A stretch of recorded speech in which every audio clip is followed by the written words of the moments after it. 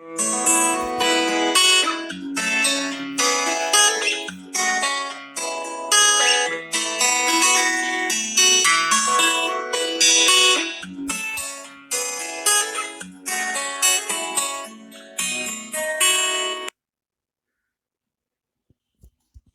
students, this is 9th biology video class, unit 24, part 2. Unit 24, part 2.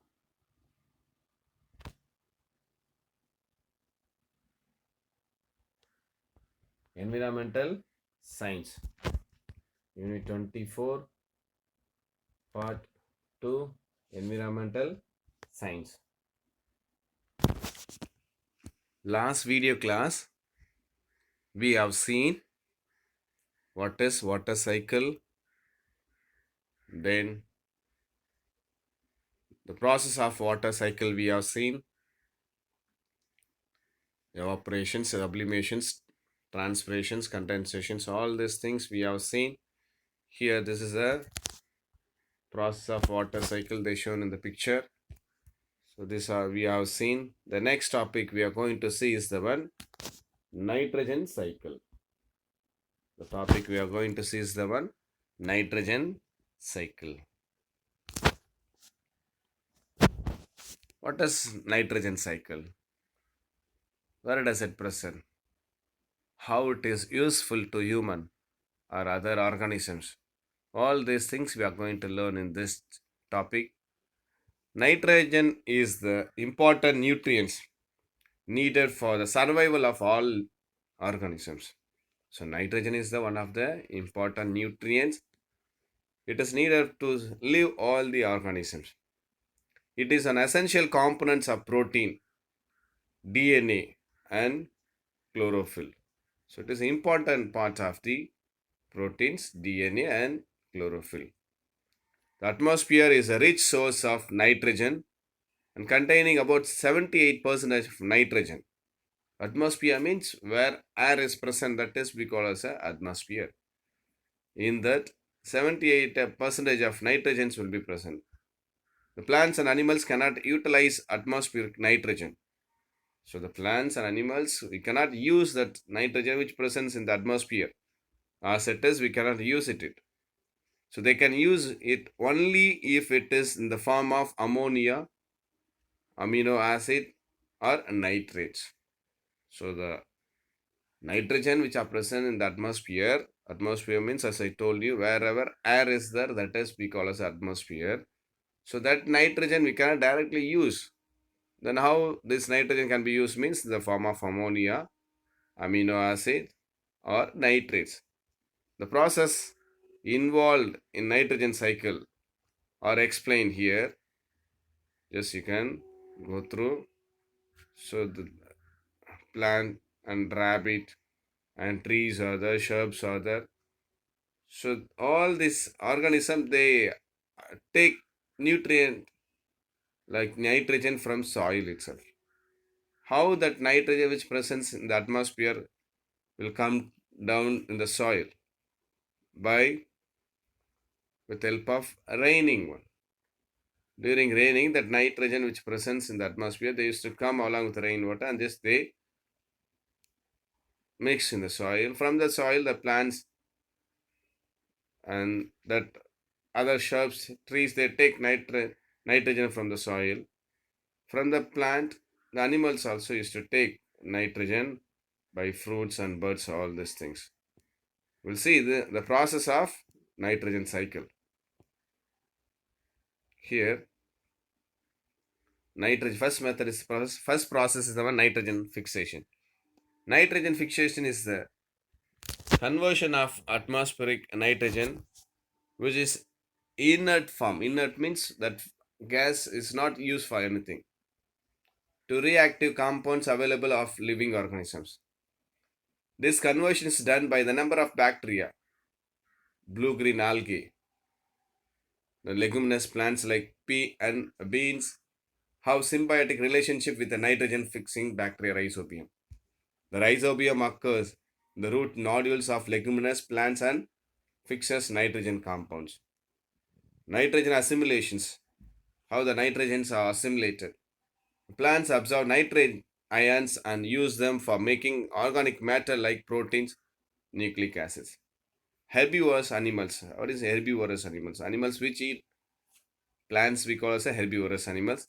Convert the plant protein into animal proteins. The carnivorous animals synthesize. Synthesize means produce protein from their food. Then ammonifications. The process of decomposition of nitrogen. Nitrogen is waste by putrefying bacteria and fungi into ammonia compound. It's called as ammonification. Just mark it out 2 marks, all this thing. Animal proteins are excreted in the form of urea, uric acid, or ammonia. This putrefying bacteria, fungi decompose these animal proteins, dead animals, and plants into the ammonium compounds. The nitrifications. The ammonia compounds formed by ammonifications process are oxidized to soluble nitrates. This process of nitrate formations is known as nitrifications. The bacteria responsible for nitrifications are called nitrifying bacteria. So microorganisms L1 nitrogen cycles are, that's a nitrogen fixations, ammonifications, nitrifications, dendrification. Just go through all these things. The bacteria, acidobacter, rhizobium, blue-green algae, then putrefying bacteria, fungi, nitrifying bacteria, nitrosomonas, the nitrobacter, the denitrifying bacteria, pseudomonas. The denitrifications. The free-living and bacteria such as pseudomonas reduce nitrate ions of soil into gaseous nitrogen which enters the atmosphere. The next, human impact on nitrogen cycle. The biological fossil fuels, applications of nitrogen based fertilizers and other activities can increase the amount of biologically available nitrogens in the ecosystem. The nitrogen applied to agriculture field enters rivers and marine systems. It alters the biodiversity, changes the food web structure, and destroy general habitat. The next topic is the one carbon cycle. Carbon occurs in various forms on Earth. Carbon cycle. So carbon occurs in various forms on Earth. Charcoal, diamond, and graphite are elements forms of carbon. Combined form of carbon includes carbon monoxide, carbon dioxide, and carbonate salt. All living organisms are made up of carbon containing molecules like protein and nucleic acids. Atmospheric carbon dioxide enter into the plant through process of photosynthesis to form carbohydrates. From plants, it is passed on to herbivores and carnivores. During respiration, plants and animals release carbon into the atmosphere in the form of carbon dioxide.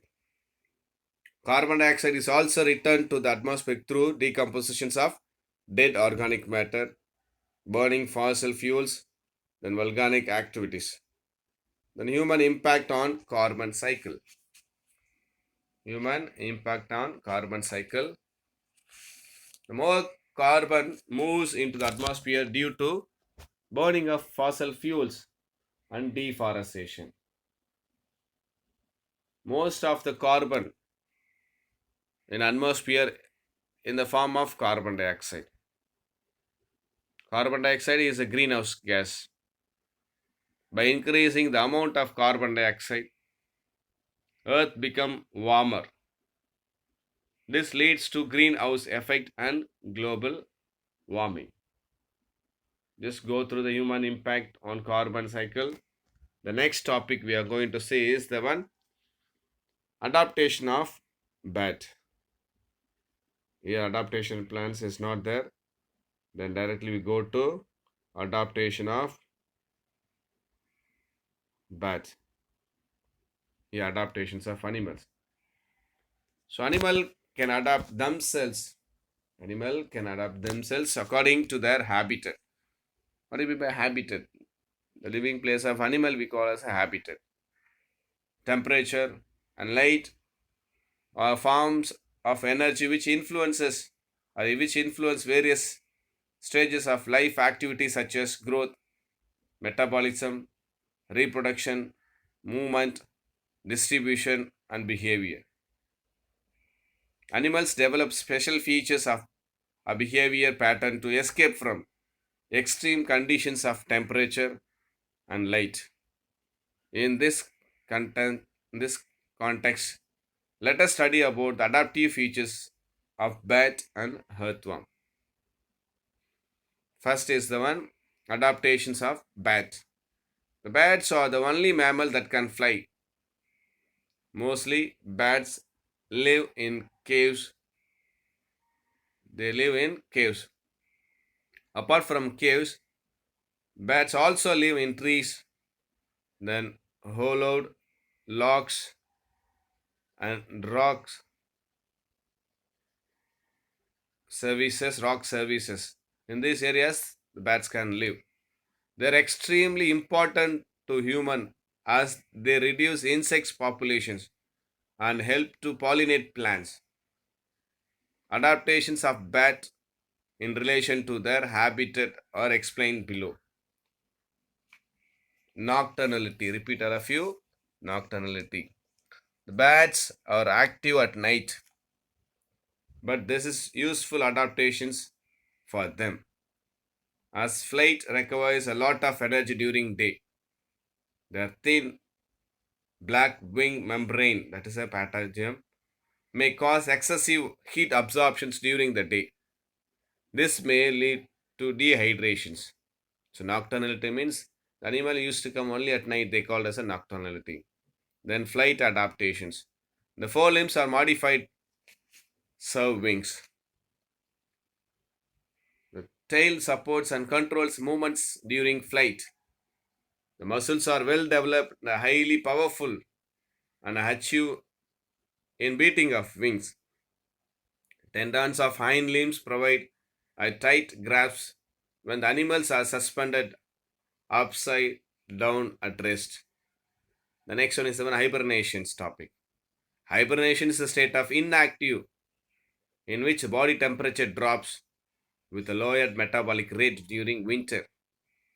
Bats are warm-blooded animals, but unlike other mammals, they let their internal temperature reduce when they are resting. They go to state of decreased activity to conserve energy.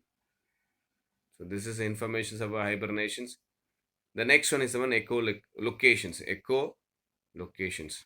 Here, the bats use a remarkable high frequency system called as echolocations. Echolocation means once if they produce sound, that sound will be just against echo. That is we call as a echolocations. Bats give out high frequency sounds, that's ultrasonic sounds. These sounds are reflected back from its prey and perceived by the ear. Bats use these echoes to locate and identify the prey. So you know what is this? It's a bat structure. The next one is the one adaptations of earthworm. Adaptations of earthworm. Here, the earthworms might have been seen during rainy season. On the soil also you might have been seen. So earthworm is commonly found in soil, feeding on live and dead organic matter. Earthworm plays a vital role in maintaining soil fertility. It facilitates aerations, water infiltrations, and producing organic matter to increase the crop growth. Some of the adaptations of earthworm are given just below. We'll see one by one. Here, it's a streamlined body. Streamlined body.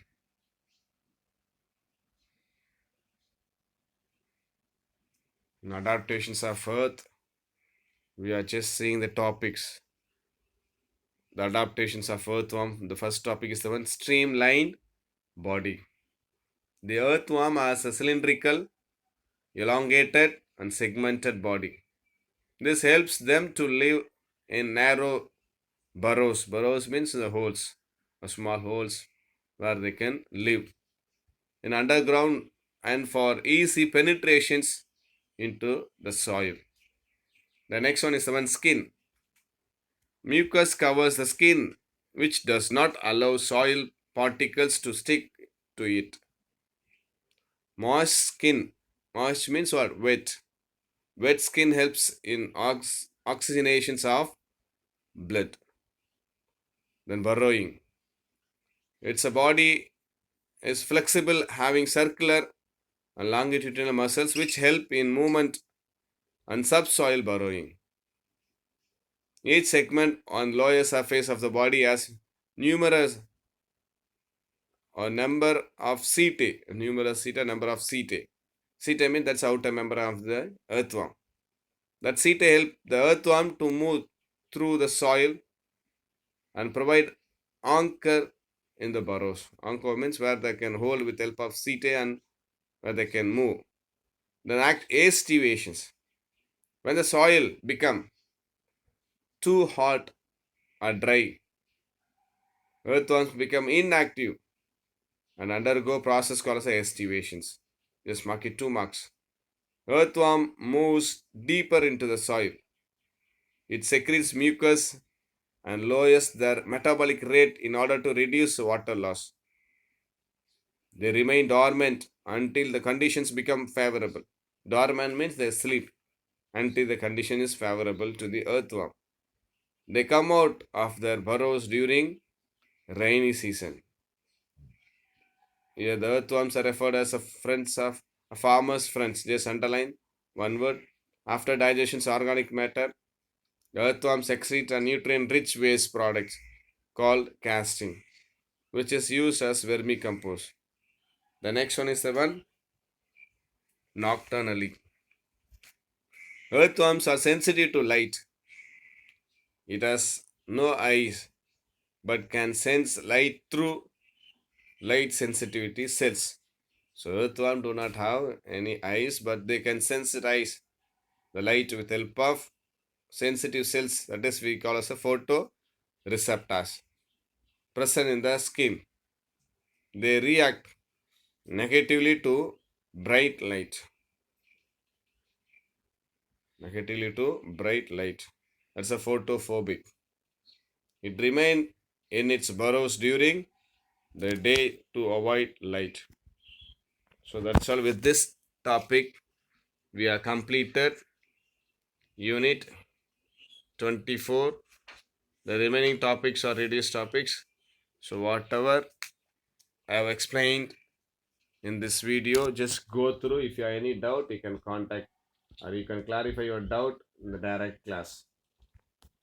So with this, we have completed 9th standard syllabus fully.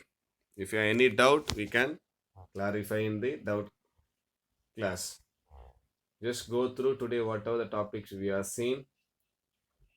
Chapter unit 24. You have to learn this diagram and all. You have to draw. So these are the topics today we have seen.